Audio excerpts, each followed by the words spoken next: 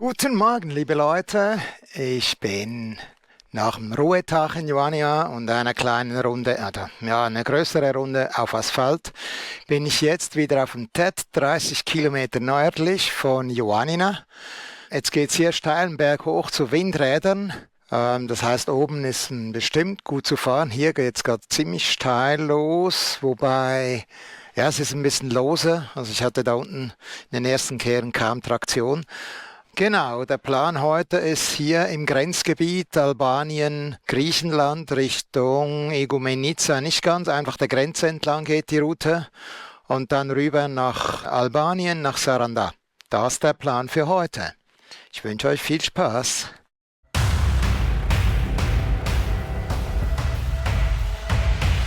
Das, was man da vorne sieht, das riecht man auch. Spannend, das habe ich so nicht erwartet. Mitten durch die Scheiße. Eher auf der weichen Seite hier. Nein. Aber hier ist ein respektabler Abgrund links. Dann mache ich mir da nicht in die Hose. Nein. Scheiße. Nein.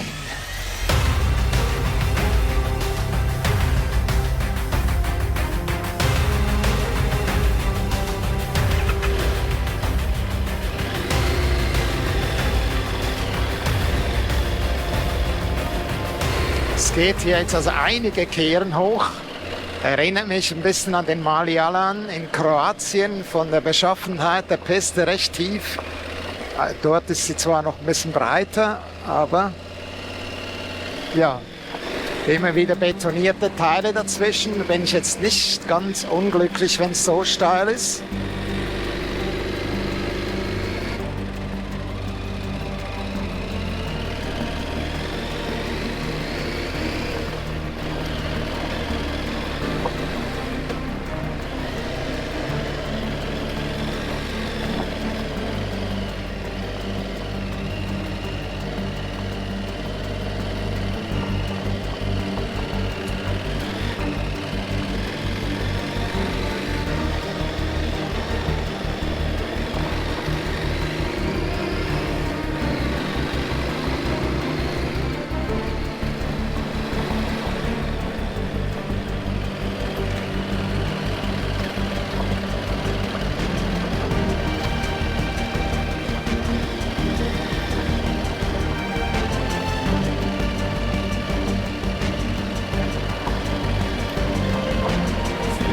Ja, bisher war es recht frisch heute Morgen, eigentlich angenehme 22 Grad. Hier brennt die Sonne schon länger an, ist schon 27.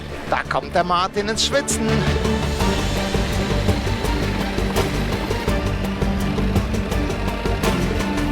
Da war jetzt eben gerade eine Fläche bei einer Hütte und jetzt geht es aber wieder richtig ordentlich steil berghoch.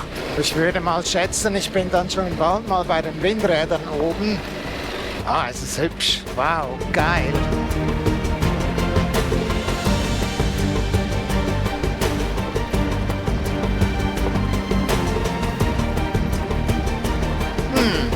Wow, hier ist ziemlich grob. Eieiei.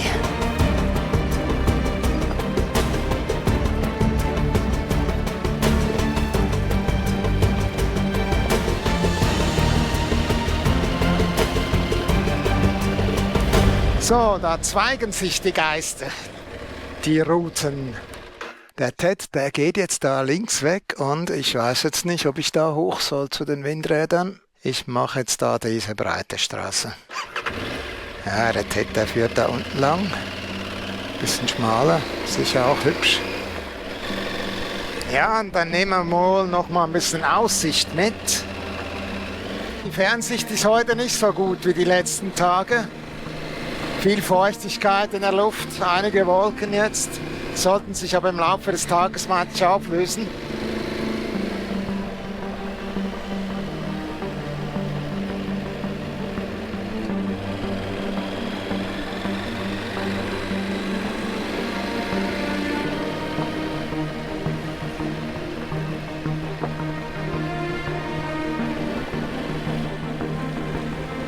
Ja, da kann man noch ein Stück weiter, oder nicht?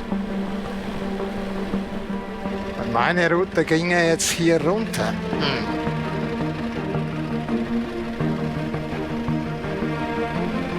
Spannend, das habe ich so nicht erwartet.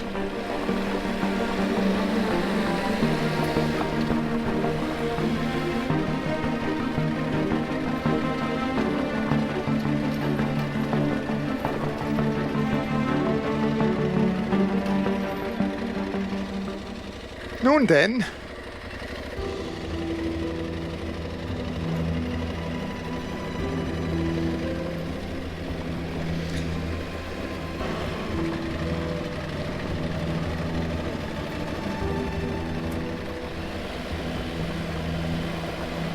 Ich sage ja immer, runter geht es mir einfacher, aber hier ist also erstens ein respektabler Abgrund links. Und es ist super soft, also echt, ich schwimme da ziemlich.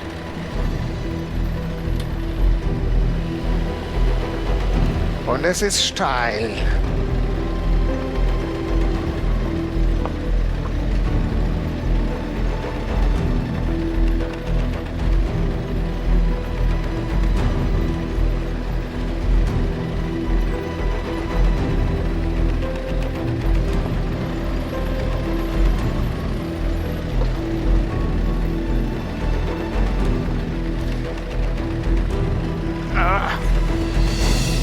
Shit.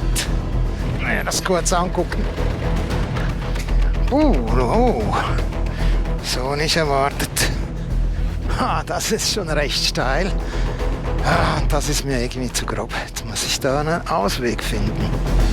Da unten ist dann die asphaltierte Straße. Oh Gott, nee.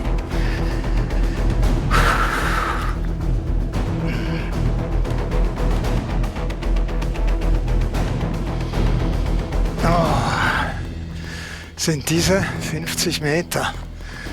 Da diese Ecke nochmal. Was mache ich? Alternative suchen, glaube ich. Irgendwie wird es da noch eine Piste geben. Mir entschieden, es sind irgendwie 30 Meter. Ich mache das quasi ohne Motor. Ich lasse es rollen. Ich habe da Erfahrung. Unten ist dann wieder ein bisschen besser, aber hoch muss ich dann nicht mehr. Da muss ich irgendwie schauen, dass es runtergeht. Ich habe keinen Ausweg gefunden.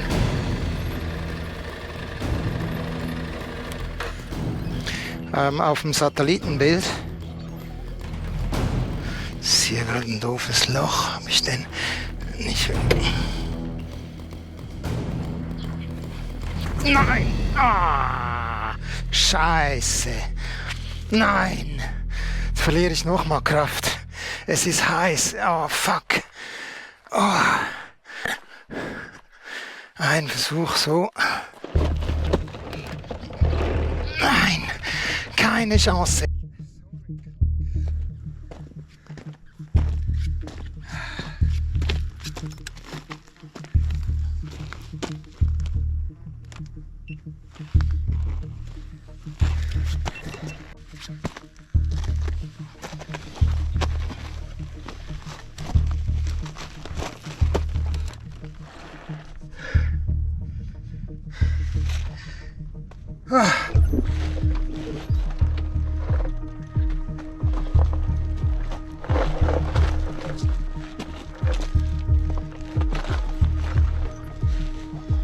Jetzt muss ich einfach schauen, dass ich da in die linke Spur komme.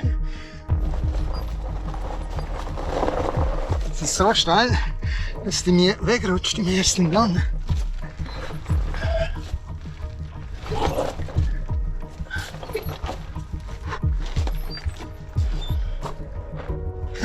Sie rutscht einfach nach.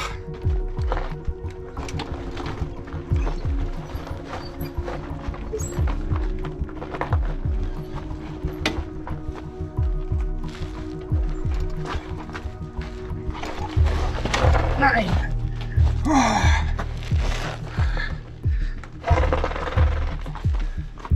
So viel zum Hintenbremsen, ne? Die blockiert einfach und schwupps saust du da runter. Einfach. In Korsika habe ich das gelernt. Red Catch, macht einem das vor. Mit der Hinterradbremse kommst du echt nicht weit, wenn es zu steil und zu soft ist. Das mag auf der Straße anders sein. Und jetzt stehst du da. Und du bleibst.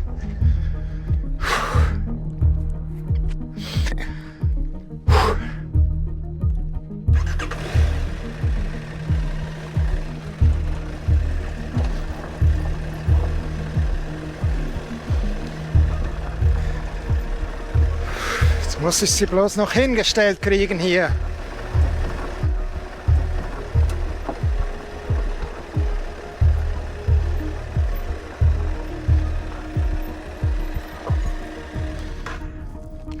Und nicht wieder über den Gang wegkippen, bitte.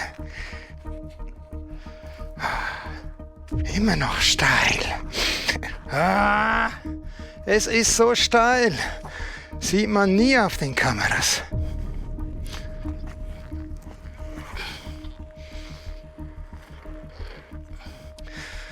Oh, fuck. Meine Kräfte, das hängt in der Sonne. Ah, was ist es? Die Augen brennen von Schweiß in den Augen, 35 Grad jetzt. Diese körperliche Anstrengung, meine Herren. Und dann... Also, aber es ist Asphalt in Sicht. So schlimm wie in Korsika ist nicht. So weit, so... Ja. Ich sag nichts.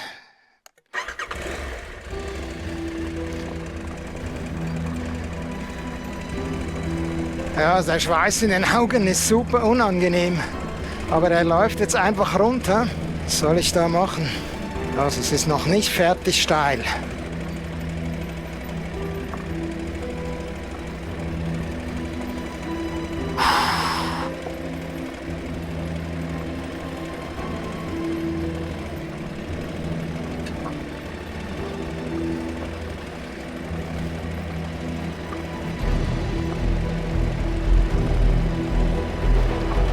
Also das Schlimmste wäre jetzt, der Weg da wäre verschüttet.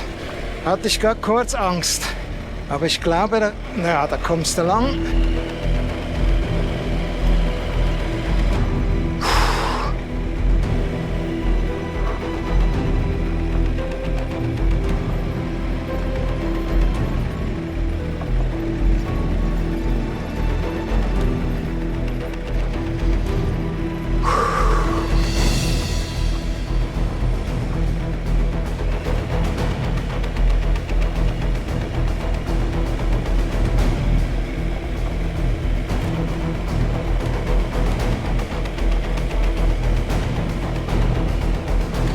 Ja, also mit jedem Auto kommst du hier nicht mehr lang.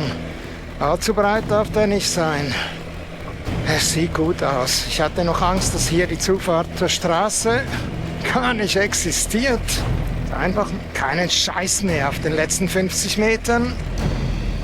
Oh. Boah, Leute. Wie lange hat das jetzt gedauert? Eine Stunde? Nicht ganz. So, da kommt der Ted lang. Jetzt gehen wir da zusammen da runter, Ted und ich. Oder ich auf dem Ted. Das war jetzt ein paar Kilometer zum Erholen. Der Ted, der ging immer mal wieder rechts, links weg, unbefestigt, sah mir aber immer ein bisschen, ich habe keinen Bock. Sowas sieht vom Weitem jetzt mal okay aus. Versuche ich mal. In der Zwischenzeit habe ich was Kleines gegessen, mich am Schatten ein bisschen abgekühlt. War doch eher sehr kräfteraubend. Ja, und hier hatten wir quasi einen Wegweiser. Es sieht auch fahrbar aus für Auto. Dann mache ich mir da nicht in die Hose. Ja, der Ted, das ist halt immer so ein Ding. Es ist ja vieles fahrbar, also für mich. Es gibt ja Leute, die fahren alles und alleine. Die haben halt die besseren Skills, sind vielleicht nicht ganz so alt, haben mehr Erfahrung. Auch wenn ich schon mehrere tausend Kilometer Erfahrung mit Offroad mitbringe. Aber so wirklich harte Sachen sind nicht so mein Ding halt. Single Trails auch nicht, weil ich bin ja alleine unterwegs. Und wenn du da mal eine Maschine geborgen bekommen musst, das ist jeweils nicht so geil. Deshalb lasse ich Single Trails aus. Und überhaupt, also ich genieße halt Offroad fahren in dem Sinn, aber überhaupt nicht als Sport. Das habe ich auch schon mehrfach erwähnt. Und eigentlich sollte es auch von der Natur her jeweils ein bisschen was hergehen. Ja, haben wir ein bisschen Ausblick.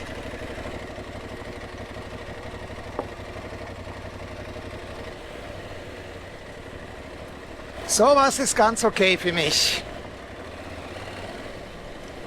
Einfach von der Natur gibt es jetzt nichts her. Also so Büsche, Stauden, sehen tut man halt nicht viel. Ich kann mir vorstellen, dass es heute größtenteils so ist. Deshalb habe ich da auch beschlossen, nicht strikt am TED festzuhalten. Es gibt dann irgendwo noch eine Ecke, da geht es, glaube ich, recht hoch hinaus. Ob das dann fahrbar ist, werde ich sehen. Aber das macht dann bestimmt mehr Spaß. Haben die Kameras ausgemacht, zweigt hier ab und das sieht jetzt nicht mehr gemacht aus. Bin ich ja gespannt und ist auch super viel tiefer. Vorne dann enger. Gucken wir mal.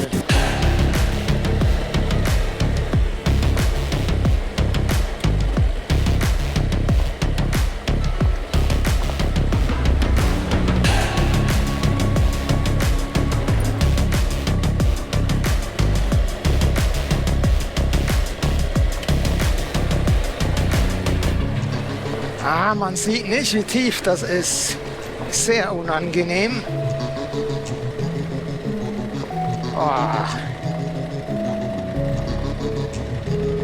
Ja, einfach mal durch.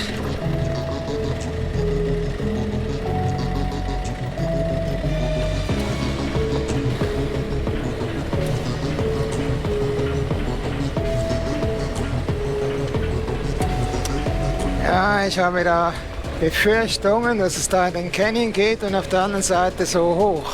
Wow, hier ist in der Nähe nochmal eine asphaltierte Straße dann. In der Nähe, genau. Sehr in der Nähe. Okay. So nah habe ich das nicht vermutet. Wie ich es vermutet hatte, geht es jetzt da nochmal hoch. Da ging es zwar ein bisschen asphaltiert, da im Tal, einen Kilometer, über eine Brücke, einen Fluss, das sah echt übel aus, von wegen Sturmschäden. Und jetzt geht es da nochmal hoch. Aber da sind wir dann gleich auf der Hauptstraße, also Hauptstraße, eine gelbe Straße.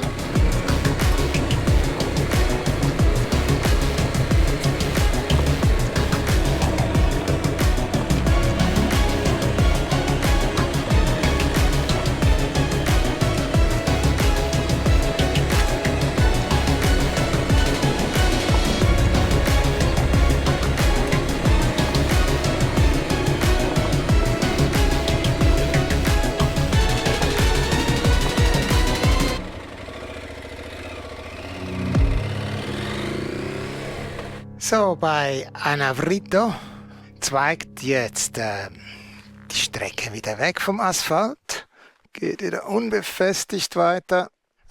Ist aber so, wie ich das sehe auf der Karte, kein Höhenunterschied. Also geht einfach auf der Höhe in diese Richtung. Wird irgendwann gemäß OpenStreetMap dann richtig schmal. Ich fahre jetzt mal bis dahin. Gucken wir mal.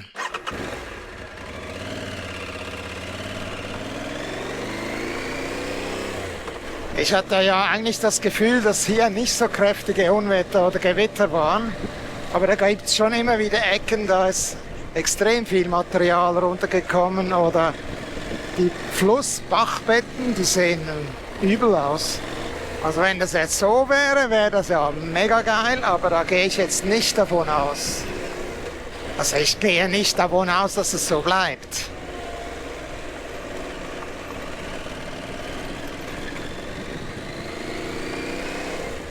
Das war jetzt easy bis hierhin und jetzt geht es da rechts weiter und ja, gucken wir mal.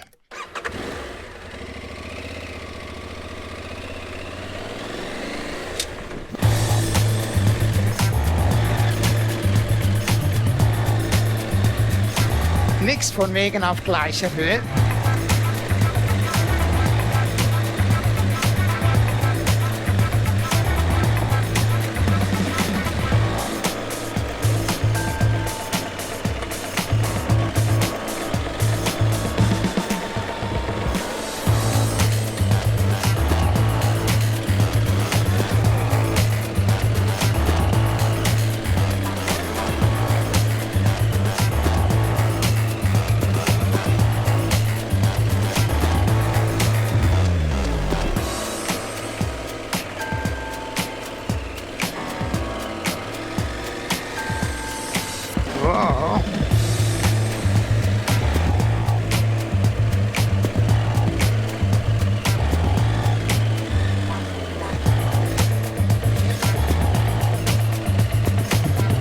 eher auf der weichen Seite hier.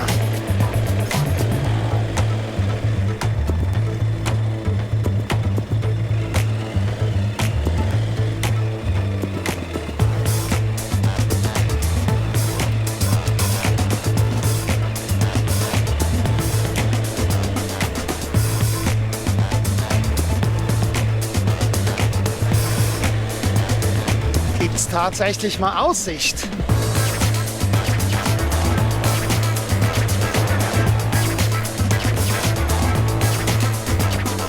Ja, und diese Strecke, die sieht so aus wie vor 3 Tagen, wo ich dann doch kurz vorm Dorf umgedreht hatte, weil es so steil ausgewaschen war.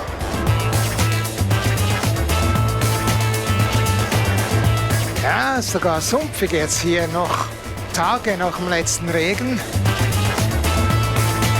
Recht wild, beinahe mal die Kamera vom Helm gerissen, weil es so durch die Büsche ging. Bin nicht so begeistert jetzt von der Ecke oder da. Okay, mal wieder Offroad fahren, es schüttelt, aber naja, Durchschnittsgeschwindigkeit 20, das dauert dann. Ich habe noch über 90 Kilometer vor mir. Ja, es wird nicht alles so sein, aber das erste Stück da bis zum Abzweiger war recht hübsch. Danach jetzt eigentlich nur noch Offroad fahren. Nicht mehr viel fürs Auge oder die guten Gefühle. Ausgerechnet als es spannender wurde, machte nur noch eine Kamera mit. Sorry.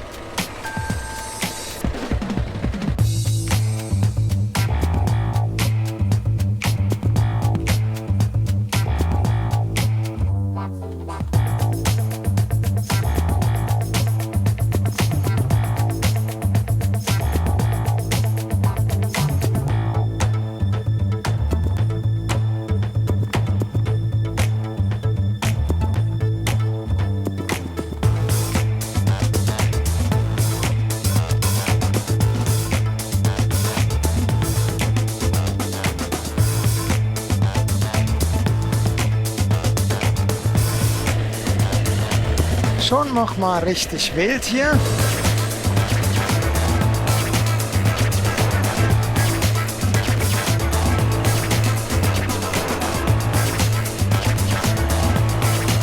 Ja, und so wie es ausschaut, komme ich jetzt dann gleich wieder auf die Hauptstraße da vorne.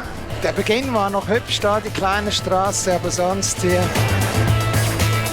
Ich dachte, ich hätte die Straße gesehen.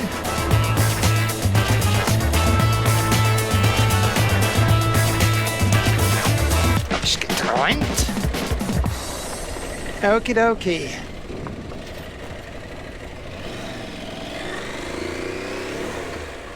So, noch ein paar Meter hier dann auf der Straße zweigt der TED wieder links ab, unbefestigt. Ich bleibe mal befestigt. Also ich gehe davon aus, der TED ist unbefestigt. Ich lasse da ein Stück aus jetzt. Und ich glaube, es geht noch in diese Berge rein. Und dahinter, da ist dann schon Albanien, ziemlich sicher. So, da geht der TED wieder links weg. Ich gehe jetzt extrem davon aus, dass es genau aussieht wie das letzte Stück. Deshalb, ne. Ich weiß nicht, wie der TED hier hochgekommen ist, aber ich bin über, ich weiß nicht, 30 Kehren oder so hin und her, Stelvio-mäßig hier hochgekommen. Der TED ist irgendwie gerade hoch, keine Ahnung, da sind ganz wenige Kehren drin. Anyway, jetzt geht's hier super steil rechts weg. Wahrscheinlich ist es auch so steil hier hochgekommen. Mir graut ein bisschen.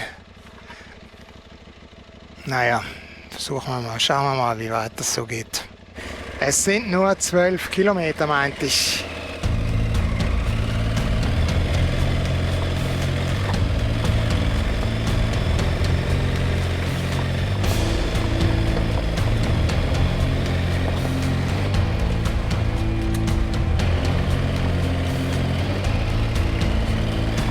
Naja, jedenfalls lässt Garmin auch Autos hier langfahren. Müsste dann auch für mich machbar sein. Ich merke noch immer die Anstrengung von heute Morgen. Da diese paar 100 Meter. Motorrad aufheben und so.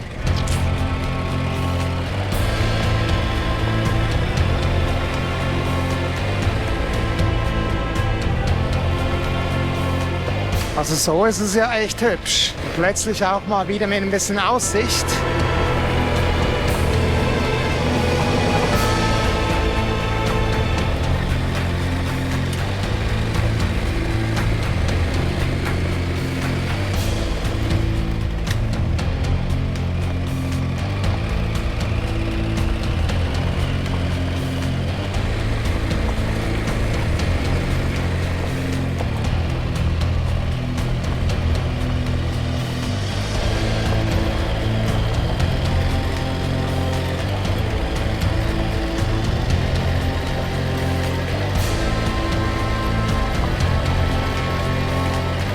Irgendwas klappert mal wieder, aber es ist nicht das Lenkkopflager.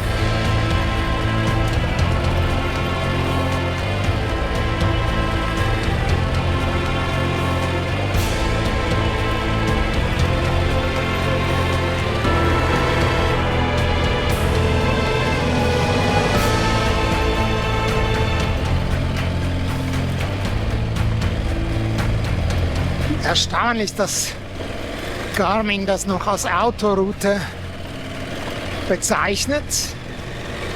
Aber nun denn?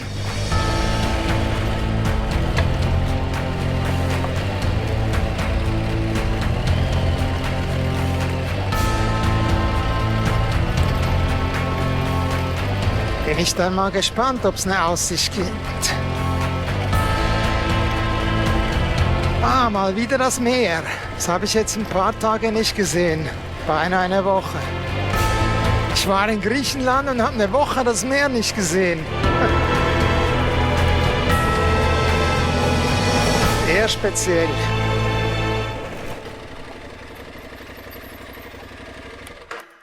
Hübsch die Aussicht hier.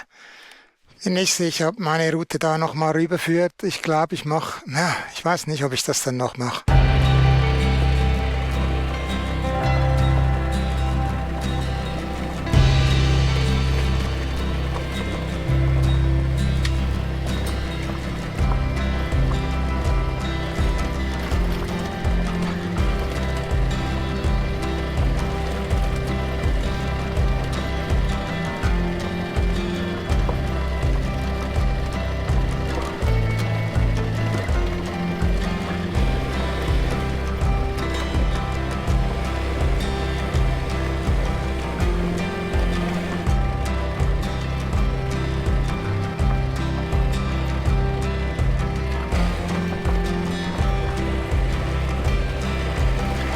Das ist jetzt das geilste Stück heute. Es war doch einiges Offroad. Naja, ich bin ja noch nicht durch, aber naja. Warten wir es mal ab. Aber es gefällt mir.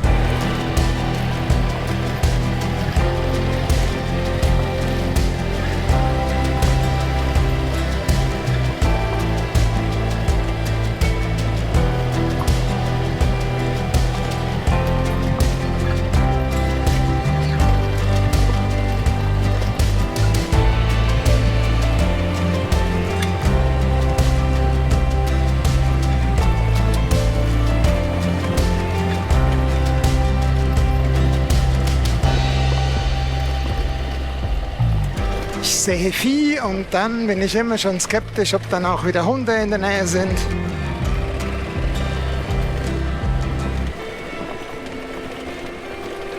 Ja, bei Kühen eher nicht, ne?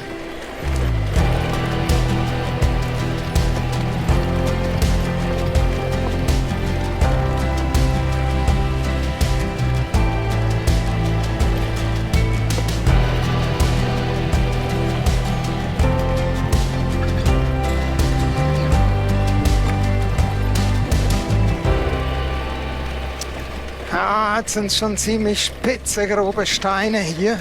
Schlechte Erfahrung damit gemacht. Noch nicht lange her. Ah, gucken wir mal das Navi an und das sagt uns, dass es dann etwa 10 Kehren sind hier runter. Das, was man da vorne sieht, das riecht man auch. Das riecht total verschissen.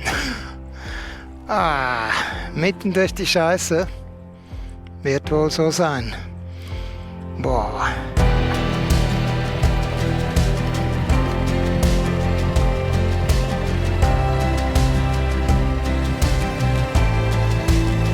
Ja, was will man machen?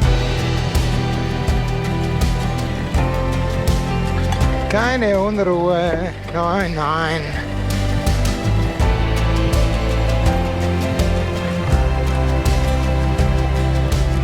Ich denke, da hat ein Bauer irgendwie was hingekippt.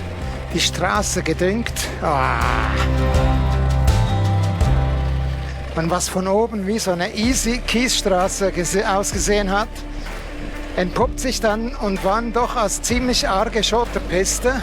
Das ist alles für mich jetzt gut fahrbar, aber es ist schon nicht ganz ohne.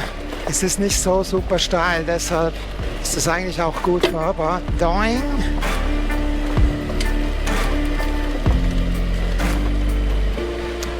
So, und die Kehren sind immer schön betoniert. Auch nicht das Schlimmste. Ein, zweimal, da war halt ein ziemlich großer Absatz vom Beton zum weggespülten Schotter. Aber ja. Es ist 33 Grad. Eigentlich wieder warm, zu warm für Offroad-Fahren. Kaum Fahrtwind. Ja, nicht der faule Hund, der gerne sitzt.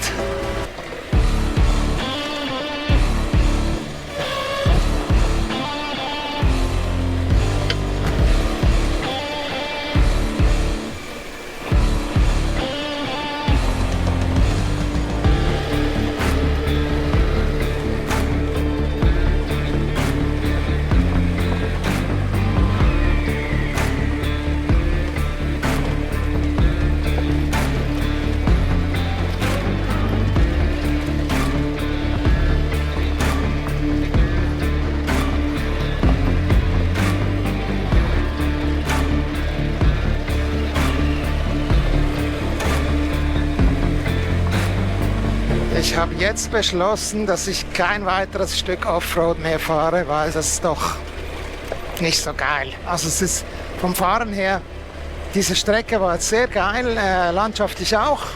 Ist einfach zu heiß. Ja, und da drüben, wenn ich mir das angucke, hebt sich das landschaftlich nicht von diesem Stück hier ab, dann kann ich mir das auch sparen.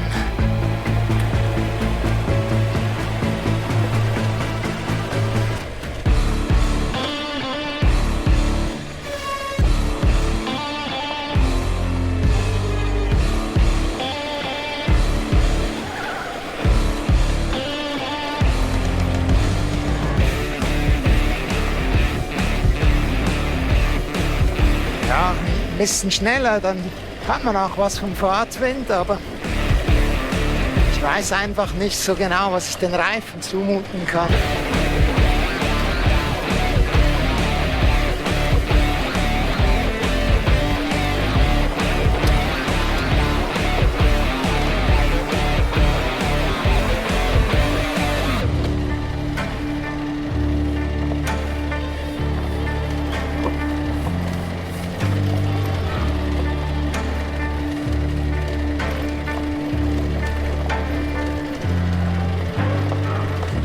Diese Vorderbremse macht wieder Mühe, die greift kaum. Da musst du richtig reinlangen. Ich weiß echt nicht, was das ist. Das ist vor allem, wenn es viel federt. Oder auch wenn ich es jetzt mal laufen lasse und dann wieder bremse, dann hat das eine Sekunde Verzögerung. Immer noch nicht. What the fuck, ey? Was ist das? Macht da das ABS Mühe mit der Sensor? Okay. Doch noch mal auf den TED.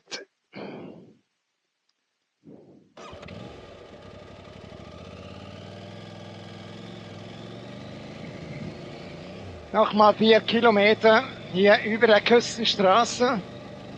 Eine Schotterpiste hoch zum Zoll, so wie ich das interpretiere.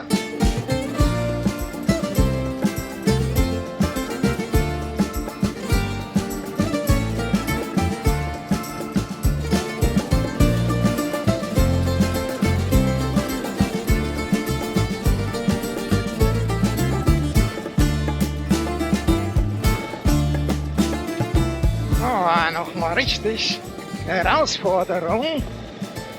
Wow. Tiefer Schotter.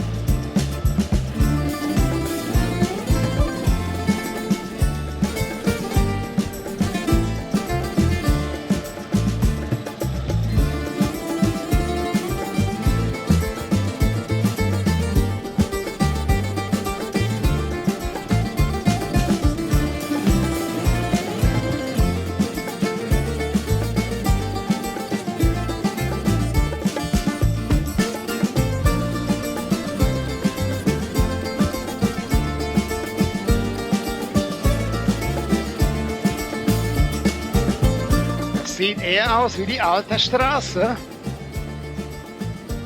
Das gibt nochmal einen Fotostopp. Ah, geil.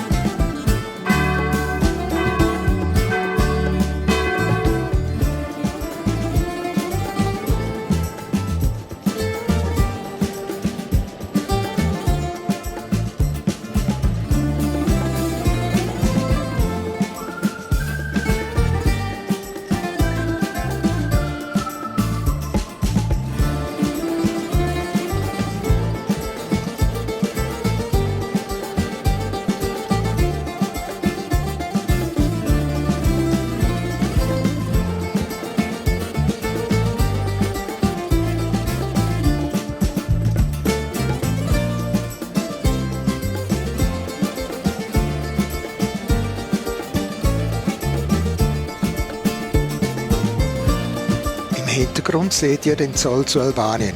Was mich dort erwartete, seht ihr in den kommenden Folgen.